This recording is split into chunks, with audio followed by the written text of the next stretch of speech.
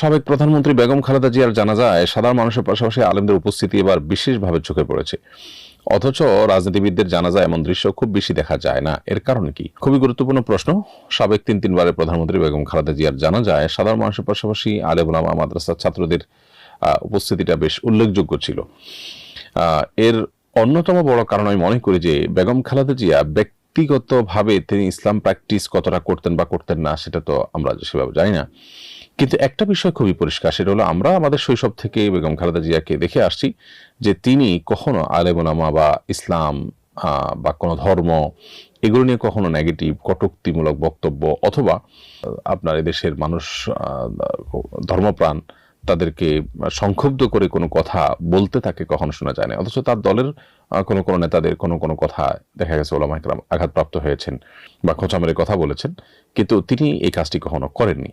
এটির মধ্য দিয়ে তিনি মূলত তার স্বামী শহীদ প্রেসিডেন্ট জিয়াউর রহমানের যে আদর্শ সেটিকে ধারণ করেছেন।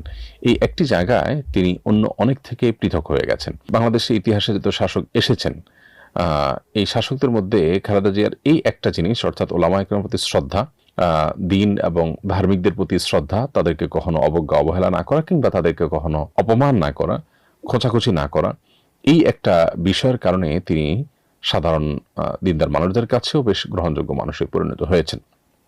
তাছাড়া প্রচন্ড রকমের মাজলুম হওয়ার কারণে বয়সেও এত জুলুমের শিকার হয়েছেন। পুরো পরিবার, তার ঠিকানা, আবাসন, জীবন সবকিছু যখন তছনছ করে দেওয়া হলো, তখন খুব স্বাভাবিক সাধারণ মানুষের সিম্প্যাথি তার প্রতি যুক্ত হয়েছে।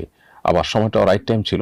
হয়তো বিগত সরকারের আমলে যদি তার মৃত্যু হতো তাহলে সেক্ষেত্রে সেখানে জানা যায় এত মানুষ উপস্থিত হওয়া সহজ ছিল না। মানুষ আসলে স্বাধীনভাবে কোনো কাজ করতে পারলে তখন মানুষ যেটা করে সেটাই হলো মানুষের মনের কথা। আর স্বাধীনভাবে যখন কাজ করতে পারে না তখন আসলে মানুষের সিদ্ধান্তের মাধ্যমে তার সঠিক যে অবস্থান সেটা সবসময় পরিষ্কার হয় না।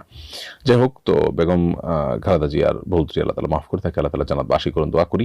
এবং তার যে বিষয়টার কারণে তিনি অনন্য হয়েছেন, তার অনন্য হওয়ার মতো আরও বিষয় থাকতে পারে, আমি যেটি কথা উল্লেখ করেছি সেটি, এবং তার স্বামী এবং শহীদ প্রেসিডেন্ট জিয়াউর রহমানের যে আদর্শ সেটি যেন এই দলের অন্যান্য নেতৃবৃন্দ তারা যেন ধারণ করতে পারেন, আমরা সেই দোয়া তাদের জন্য করি। এবং ধর্মপ্রাণ মানুষদের দেশে ধর্মকে আপনার বিমাতা সুলভ আচরণ ধর্ম এবং ধার্মিকদের সাথে করার যে প্রবণতা দীর্ঘদিন থেকে চলে আসছে, সেই প্রবণতা দূর হোক এবং বাহির এজেন্ডা পুশ করার বা সেটাকে আপনার আরোপ করার সমাজের মধ্যে যে প্রবণতা দীর্ঘদিন থেকে চলে আসছে সেটা বন্ধ হোক, সেটা আমরা প্রত্যাশা করি। আবার দোয়া করি আল্লাহ তাআলা তার শোক সন্তপ্ত পরিবারকে সান্ত্বনা নসিব করুন এবং তাকে আল্লাহ তাআলা ভুল ত্রুটি মাফ করে জান্নাতবাসী করুন।